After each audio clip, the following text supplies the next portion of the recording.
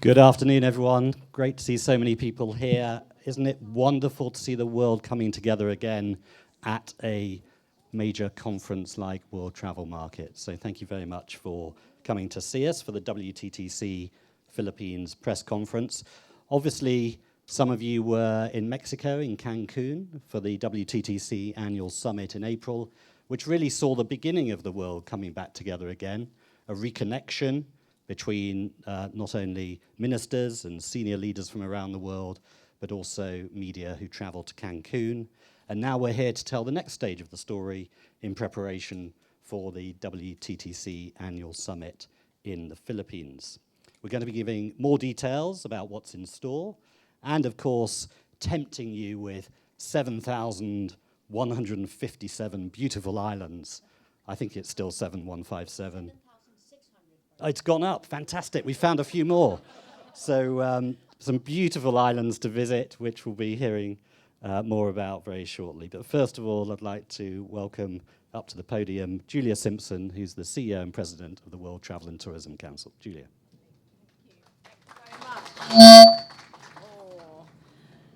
Thank you very much, Paul.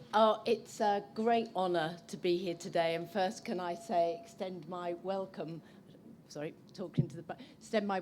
the Secretary of State for the Philippines. It's such a super honour to have you here with us today. And more importantly, for us to announce that with the WTTC, we will be hosting our next summit, our next global summit in Manila on the 14th to the 15th of March. I cannot begin to tell you how wonderful that is, because I have to personally confess that I have never been to the Philippines, but one of the greatest assets of the Philippines is the warmth and generosity and welcome of the people. And the Minister and I only got to know each other yesterday, but we've already formed a strong connection, and I think that is credit to that, just your natural DNA of welcoming people. So it's going to be absolutely exciting. I think it's also critical because when you look at how tourism is beginning to recover, at the WTTC we are doing a lot of research, and it shows that if governments are able to keep borders open and if they can simplify some of the rather complex systems that we currently have to travel around, by the end of 2022, we should see global travel and tourism get back to about 88% of 2019 figures, which was absolutely critical. As we know, where the Philippines is, we are in an area of the world that is the last part, if you like, to open. But a lot of our research shows that once it does open, the massive pent-up demand for people to travel, for holidays, and also business. And we're expecting that Asia-Pac, this is the new figures that we're announcing today, will actually be coming back faster than lots of other parts of the world, in fact, any other part of the world. So this is great news for the Philippine government. I just want to talk briefly about the summit. Some of you may know that the WTTC, that represents 200 of the top CEOs across travel and tourism, hold an annual summit. This obviously was stopped entirely during 2020 because of COVID. We held our last summit in Cancun this year, and it was a great success. It was a hybrid success, and people were so excited just to be there. But really, the Philippines summit is going to be our first fully coming out of COVID summit. And it's going to be highly significant, I think, for Asia Pacific and for the Philippines themselves as they emerge from what has been a truly, truly difficult path that we've all been on during this time. I just want to announce the name of the summit. The theme of the summit, which is going to be held in Metro Manila, is going to be Rediscovering Travel. And I think it's an entirely appropriate name. One, because the Philippines will be opening up and people will be able to rediscover. I could tell you in my brief, I was told over 7,000 islands, but now that I've heard the actual number, Minister, I'm going to say just under 8,000 islands in the Philippines. It's also, I think, Everyone's talking about how we've been resetting the reset button after COVID and how people want to explore in a different way. The research that we're doing at the WTTC shows that people are interested in the great outdoors. They want to discover nature. They want to connect with nature. Who wouldn't? If you've been sitting in your bedroom with your suit top on and your gym jams on the bottom, I mean, really, we've had enough already. So it is really about getting out and connecting again with nature. And the Philippines offers that. It is the most unbelievably, incredibly beautiful country. But we're not just doing this so that people can see the beauty and get to know the people of the Philippines. It's also for the Philippines. This will attract enormous inward investment. And that, that is what this is about. There's quite a competition now globally for people who will invest back in tourism. Remember, tourism was growing faster than in normal GDP in pre-pandemic times. So it's still there. The business isn't broken, it just got cash starved as people were not allowed to fly. So the basic business of tourism, and particularly in the Philippines, is just ready there and waiting. But there will be a lot of businesses in the Philippines that will be looking to us bringing people from all over the globe, and particularly Asia Pacific, to invest in that wonderful country and in the tourism of that country. The other point I wanted to say about rediscovering travel, perhaps its broader meaning, we will be doing things differently. We're going to be doing a lot more digital things. I was in Saudi the other day and I ordered a meal and a robot brought it to me. Now, I have to say, the robot wasn't as lovely as the young man that we've got there at the back there, but actually, it was really fascinating, this little robot thing to come along. And of course, he could carry it was a she. She could carry 4 trays instead of perhaps your 2 trays. But while that is very exciting and interesting, actually as a business model, it's going to change the way we work, It has implications for labour, the people we employ, how we employ them.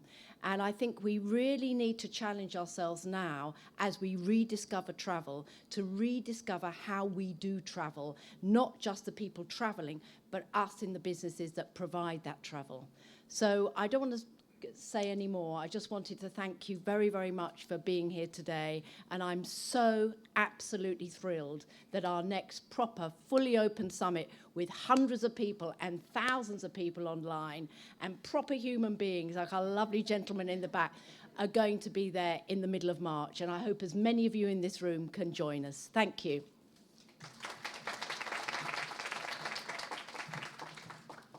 Thank you very much, Julia. Remember that date, March the 14th and 15th, 2022 in Manila.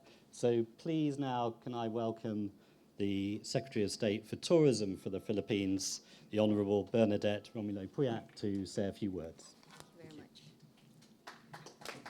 Thank you very much. Our WTTC President and CEO, Ms. Julia Simpson. I must say it's so nice to see her in person. But, I was talking to my colleagues last night, and because I'm in the Philippines, Peter knows that we're quite, short. And then so I was looking, and I was expecting all of you to be 5'10", 6 feet tall. So it's always good to find people as petite as me. Yes.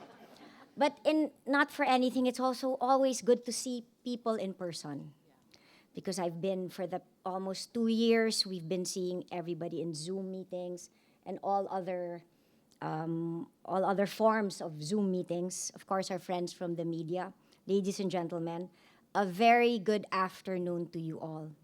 And thank you for taking the time to join us, the Philippine Department of Tourism and the World Travel and Tourism Council, as we present to you the evolving preparations for the forthcoming WTTC Global Summit to be held in Manila, Philippines from March 14 to the 16th, 2022. Before I get to that, I'd just like to say that this is my first time since the pandemic to set foot in a foreign country.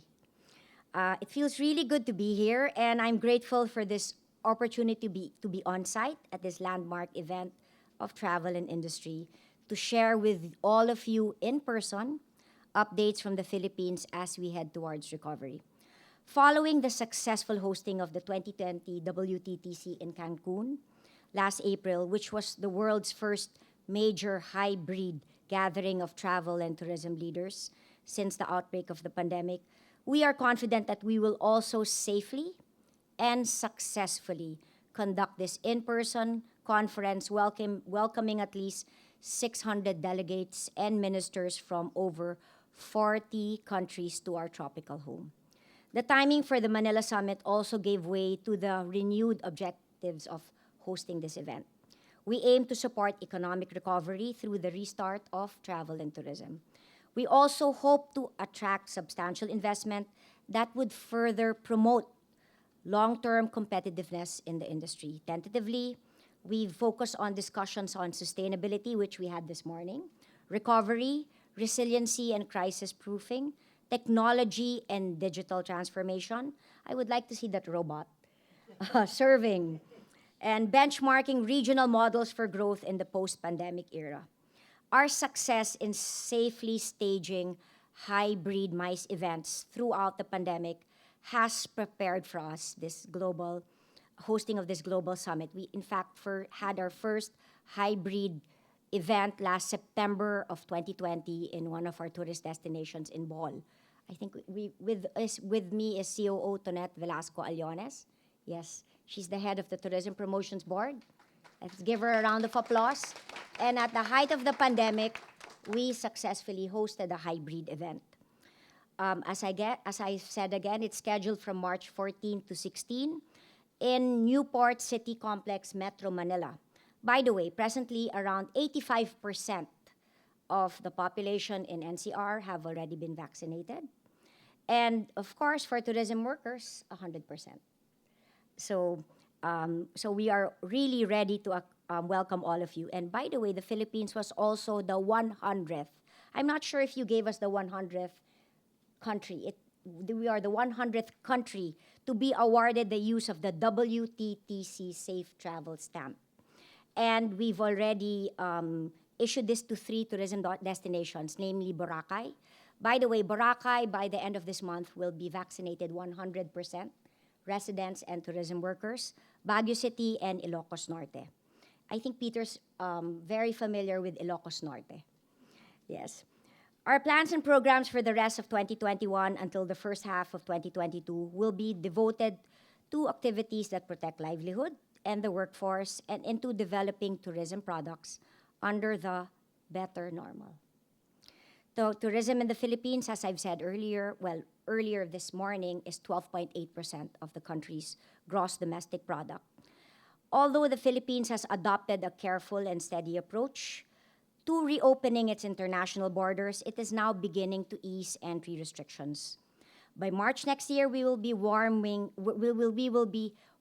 welcoming everybody with no quarantine, and we hope to see you there. Incidentally, it will be exactly 2 years. March 2020 is 2 years since the pandemic started, and it's just very timing.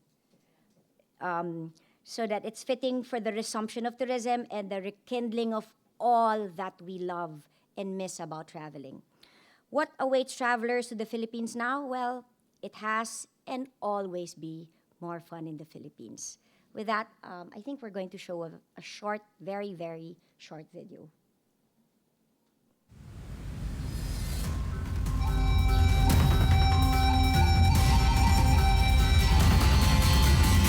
Every day, the Philippines does more than wait.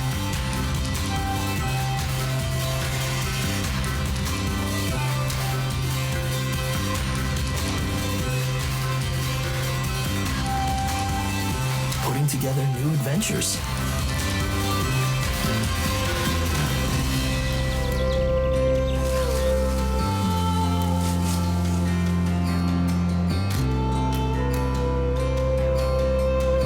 Experiences for you to try.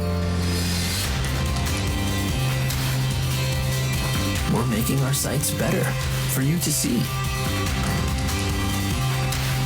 Cooking up new dishes for you to taste.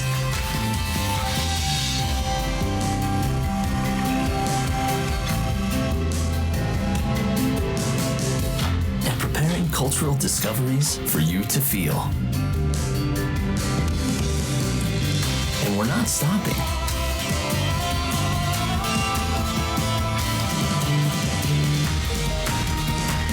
because we know that you deserve more. We can't wait to welcome you.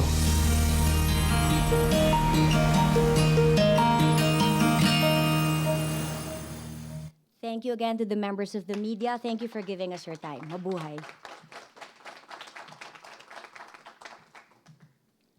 Thank you very much, Secretary of State for Tourism. I think I've just seen a photo opportunity there for you, Julia, riding that bike over the hills. Definitely be sorting that one. We'd love to take your questions, please. So I'm sure there are quite a few questions for both Julia and for the Minister. So yes, let me start over there. Thank you both. My name is Jacob Detoni. I'm the editor of FBI Intelligence with the Financial Times. A question for Ms. Simpson and a question for the Secretary. Ms. Simpson, you mentioned that you expect a quick recovery in the Asia-Pacific region. At the moment, we are seeing pretty harsh restrictions in the region. China is basically still closed off to inbound and outbound travelers. So do you want to elaborate a bit further on why? And just a second question, so that for Ms. Bernadette, one of the biggest source of travelers to your country is China. When do you expect realistically to see Chinese tourists being able to travel to the Philippines again? Yes, thank you. I think it's interesting because, as you said, Asia Pacific also contains China, and they have had, with the global pandemic, there's been a lot of domestic travel during that period. And also, we were discussing this, weren't we, yesterday evening, the Philippines has also had strong domestic travel. Clearly, for travel and tourism to be sustainable, you do need to actually open up eventually. The area I was specifically referring to, because you're right, Asia Pacific has been particularly hit because it's been in lockdown. I'm talking about the kind of speed of recovery, and what we're seeing is business travel, which you know is expected to recover after leisure. In the Asia Pac area, once they open up, we think they're going to be leaders. So it's specifically around business travel. But I think it will be interesting because, if you like, with the pent-up demand for travel, with business travel taking off in Asia Pacific, I think leisure is going to follow much faster than possibly we thought in the region, given that it was in a very, probably a worse situation with the kind of complete lockdown. So when it turns on, the tap's going to turn on fast. I think that's what we're saying. Question for the Minister. Yes, we are seeing now in Asia, I must admit that Asia's probably be the most restrictive in terms of quarantine restrictions.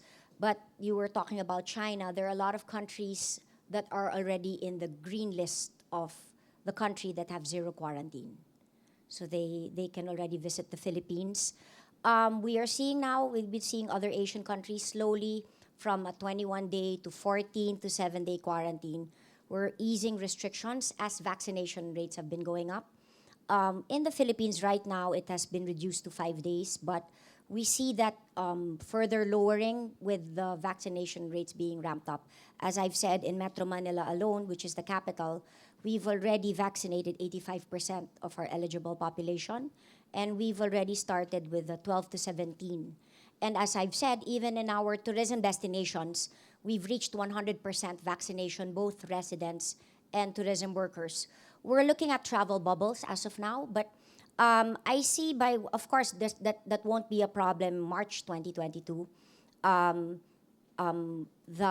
IATF, we have this policy-making body, has already approved that anybody attending the WTTC will have no quarantine restrictions. But I think by that time, maybe there will be no more quarantine restrictions by then. Because by the time our vaccination rates it's pretty high, 85% is pretty high.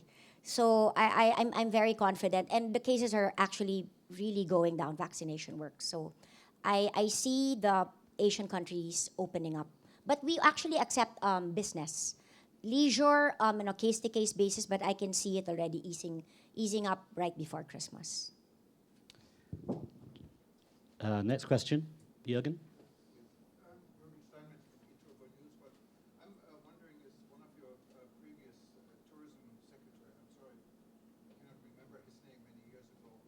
Wanted to mobilize an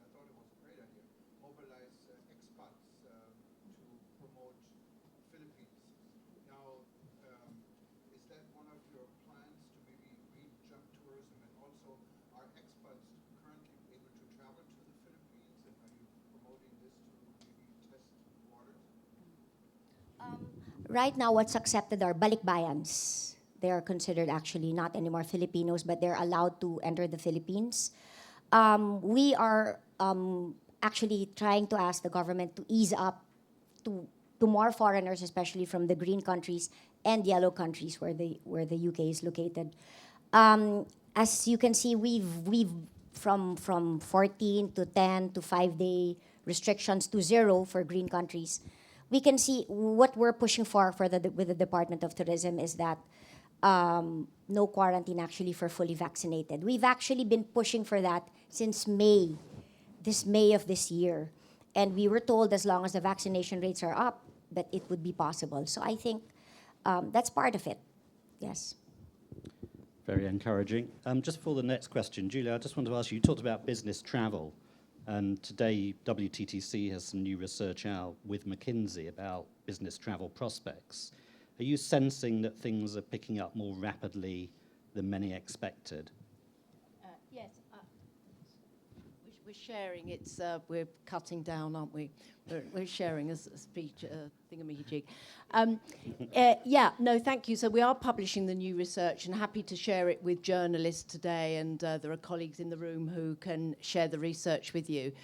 So we looked particularly at business travel. If you remember, the narrative that was leisure would come back first, and then business would come back quite a lot longer afterwards.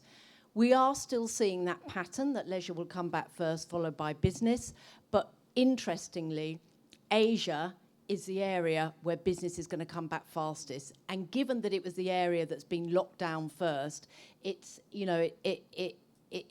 actually quite astounding. So I think I've got the numbers in my head. But and you've got also business represents about a fifth of all the global travel market, and it is very important in terms of conferences for the Philippines, as the minister said. So it represents about a fifth of all the GDP, if you like, global GDP of travel, and is very important for the Philippines.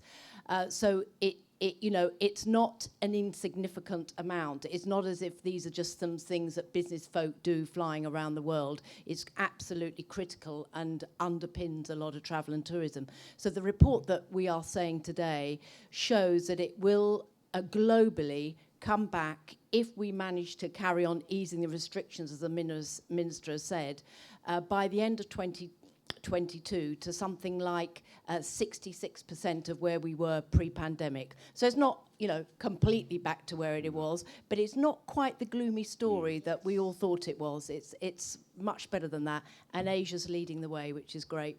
You sort of expect a hybrid then in future of some Zoom meetings mixed with the return of that business travel? I mean, I think Zoom is fantastic. And as the minister and I, we got to know each other on Zoom. But there's been nothing like actually meeting each other. And, I've just come back from my travels where I was with big investors looking to do sort of, multi-billion-pound deals and things in travel and tourism. And they were all there in person. People say to me, the big four of the big managing agencies, management consultancies, they're not going to be flying anymore because their corporate travel accounts are going to be reduced and they're not going to be allowed to. Well, you just wait until Deloitte get on a plane to fly to the Philippines to do a big deal.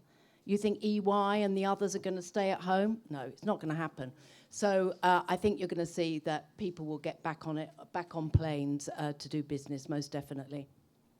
Okay, I don't know if the minister has... Minister. Yes, no, I was just saying now, nothing beats, of course, I've met Julia, and nothing beats seeing her face to face, seeing her hand gestures, the way her warm smile. You don't see that on screen. But I tell you, even post-pandemic, it'll just be better. So those who can't come physically for some reason or the other, when you have MICE events, you can still have a hybrid event. You'll still have face-to-face, but you have a bigger audience. Because pre-pandemic, only those who could participate were the ones who could physically go. Now you have everybody coming, and then those who, for some reason or the other, cannot go, can still participate. Like our meeting this morning, we had about 4 ministers online. They were still able to participate. But again, nothing meets face-to-face. And the Filipino brand of service, you can only see it when you visit us. You can only get the fun when you're face-to-face. Absolutely. Wise words. A question over here. Hello, I'm Jose Antonio Lopez from Mexico. We were in Cancun in the WTTC summit, and one of the most important topics there were the health passport or sanitary passport, whatever you can call it. How was all these months, the negotiations or the different analysis of the WTTC? Because until now, it's still being like nothing clear with that. Some governments recognize some vaccine certificates, some others don't. For example, UK doesn't recognize Mexican certificates, for putting an example something. But how WTTC is working with all that governments, with all that businessmen, and with the IATA to get something like a passport in the future? Thank you. Julia? I'm sure the Minister will want to comment about the situation in the Philippines, but if I just look at it globally, what happened is you had a pandemic, people were dying, and countries inevitably looked inward. And when they were looking inward, they came up with their own homegrown solutions. And now that, thank goodness, we're emerging from this pandemic, what we're encouraging governments is to look up above their frontiers and start connecting internationally. It is still very, very haphazard in many ways, and I completely agree that, you know, the UK will not recognise the Mexican protocols. Absolutely ridiculous. And before that, we also had the ridiculous situation that, you know, US citizens could travel to Mexico, come backwards and forwards completely freely, but the UK put Mexico on the red list. Well, how can you have scientists in two, let's say, developed countries coming up with different solutions? So it has been chaotic. And the problem with chaos is it's costly and it puts people off travel. So we are still at the WTTC encouraging governments to come up with a common solution. However, there is a digital way, because you mentioned the IATA pass, it's very, very good. Also, in Europe, the European Travel Pass is now being adopted by 43 countries. So there are some solutions that are beginning to get a tailwind, and they're becoming very, very successful. But there will always be some countries that will do their own thing. And for that, I think what we need is a commonly accepted portal or platform, so that if, like yourself, I'm Mexican, I'm traveling to the UK, I go onto a portal, it checks that Mexico is absolutely happy that what I've got complies with international law, you put it onto a portal, and then you get a green tick. So that actually means the portal acts, if you like, as the front end, so that it commonizes. So you actually commonize standards digitally, if you understand what I mean. The other reason I think that's very important, we were on a panel this morning with CETA. You know, they do all the technology behind the scenes at airports. And more responsibility is being put on the shoulders of check-in staff and airlines.